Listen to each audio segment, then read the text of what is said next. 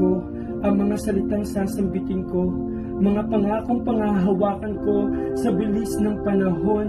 Minsan kailangan lang huminto. 1, 2, 3, pagbilang ko 10, buhay ko'y magbabago sa mundong walang tigil sa pag-ikot nito.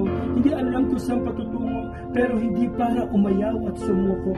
Isang araw nakilala kita, ikaw na Ama na tagapagligtas ko.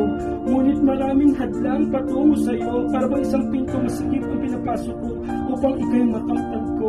2, 3, hindi mabilang na pangako, pag-ibig na hindi naglalaho, nais na makapag-isip na maayos na ayon sa kalooban mo. Kung tama pa ba ang lakad at takbo ng buhay ko?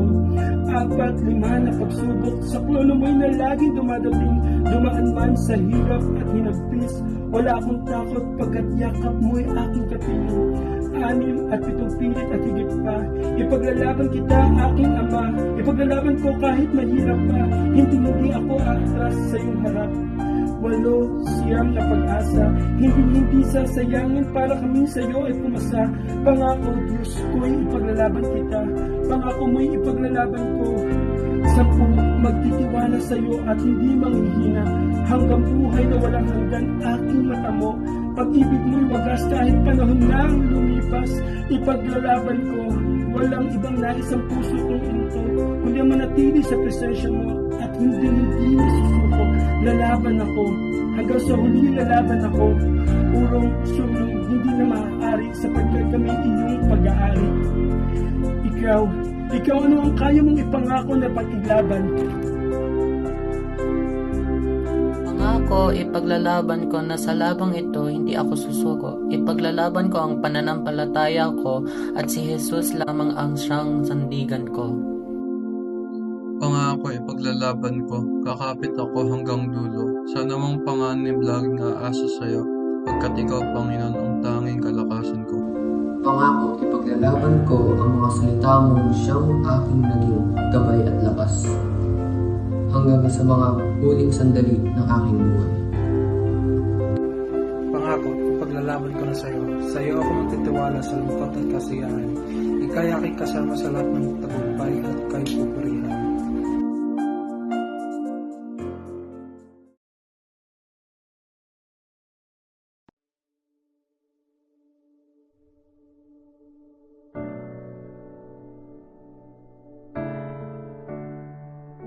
Ningon dito, ningon doon, palaging nakatingin sa bagay na meron sila.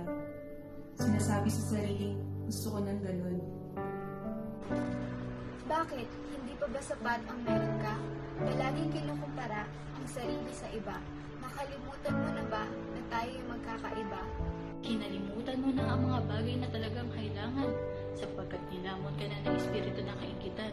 Palagi mo sinasabi, nakakaingit naman, sobrang blessed niya ang nasasambit mo minsan.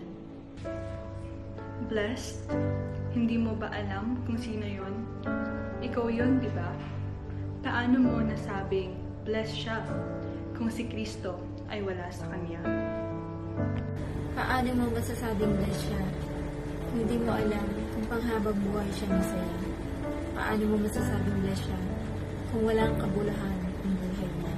Kung walang kasiguraduhan kung saan siya pupunta? Aanhin mo pa ang yaman, magandang mukha at kasikatan kung alam mo namang ikaw ay mawawala.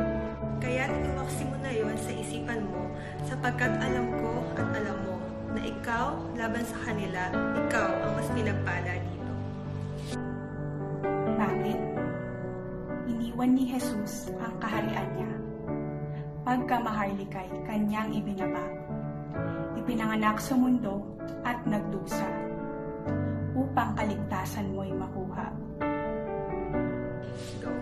Sa madaling salita, ikaw ay lubos na mahal niya.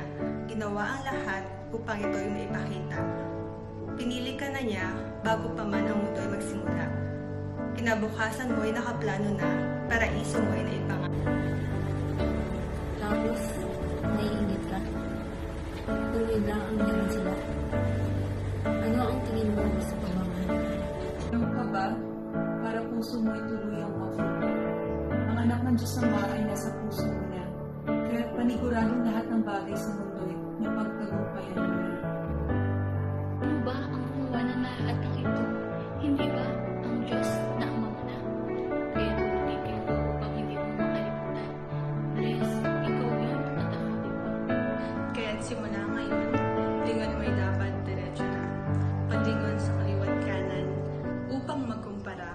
ay iwaksi mo na.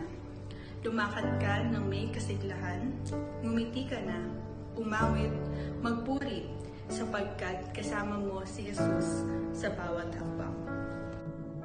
Blessed, ikaw yun at ako, tayo. Malimit mong panghawakan at sa sarili ipaalala. Blessed, ikaw yun at ako, tayo. Dahil bawat araw na kapiling ang Diyos, may galak, may tuwa, at may dalang mabuting pangako.